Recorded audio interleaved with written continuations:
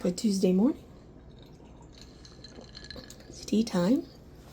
And today I want to do a reading. I've just started reading a book called Lorica, Celtic Voices Against Racism. And it's a series of essays written by a variety of different people. And I'm just going to read the one section from the first chapter, but I first want to just give a little brief thing of the reading from the introduction about Lorica. The ancient Celts, both pagan and Christian, believed in the power of words, not just to confront or inspire, but to transform reality. The Lorica was one such form of sacred speech, a prayer for protection invoked in times of danger. The Latin word Lorica originally meant armor, body armor, like chainmail. Its spiritual use arose from this idea of protective power. Just as the Apostle Paul urged the early church to put on the breastplate of righteousness, the Celts clothed themselves in prayer as if it were holy armor, calling on spiritual presence to guard against evil in all its forms. These were not tame prayers. Lorica was often born of desperation, anger, and the raw need for divine justice. And I want to read a section from the first chapter. The first chapter is called Prejudice Disguised as Pride. Celtic does not equal white. And I want to read the section he has titled, and this is written by Kenneth McIntosh.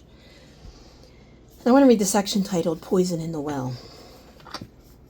Prejudice can disguise itself as pride. In an article titled White Nationalism and the Ethics of Medieval Studies, Sierra Lamoto addressed fellow medievalists, but her concerns are equally relevant for those of us who embrace some form of Celtic spirituality. Lamoto pointed out that there is, quote, deep significance of Celtic iconography within the white nationalist community. She goes on to note that the white nationalist group called Stormfront, whose tagline reads, "We are the voice of the new and battled white minority," uses the Celtic cross as its emblem. In this context, the Celtic cross represents Stormfront's claim of pure bloodlines, a sense of superiority based on their connection to an ancient European heritage. Stormfront's website encourages its members to use the Celtic cross as a tattoo design, since it may be less recognizable as a symbol of white supremacy and thus less offensive than the swastika. Symbols are multivalent. That is, both their beauty and their vulnerability. The swastika is a case in point. In Vedic religion, it was a symbol of good fortune. In Buddhism, a symbol of the Dharma wheel. And indigenous Southwestern American culture, it was the rolling log of the solar calendar. All life-affirming meanings for a symbol we now connect with Nazi Germany, genocide, and utter evil. It sickens me that the Celtic wheel cross can also be co-opted for similar insidious ends. In its pre-Christian forms, for example, the standing stones at Callanish and other ancient sites, the wheel cross represented the turning solar cycle of the fourfold Celtic year, with its natural rhythms of daily life and quarterly celebrations. For medieval Celtic Christians, the wheel cross symbolized God's love that spreads like sunshine, embracing the earth, the sea, the winds, and the sky, and everything else believed to exist far away. In the words of 9th century Irish theologian John Scotus Erigena. In both its pagan and Christian meanings, the wheel cross is a symbol of universal inclusivity. When used as a signifier of any sort of human superiority, its meaning is utterly and tragically upended. In today's world of racial injustice, people of goodwill must now share a heightened urgency to combat hatred and intolerance. We dare not think, quote, others might use the same symbols that I use to express their prejudice, but that's not what it means for me, so I can ignore that.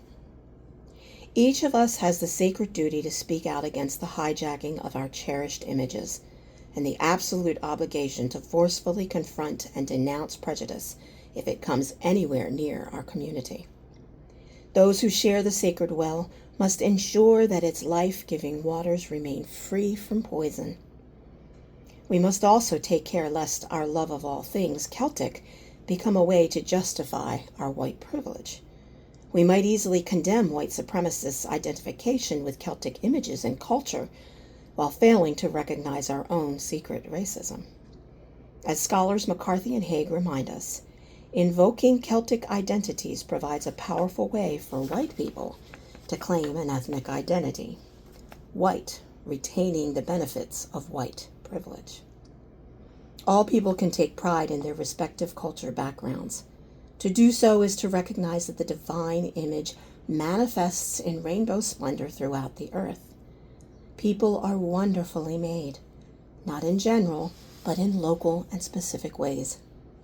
But healthy appreciation of one's lineage becomes toxic when the first hint of superiority creeps in, and we are all susceptible to the ego's inflated claims.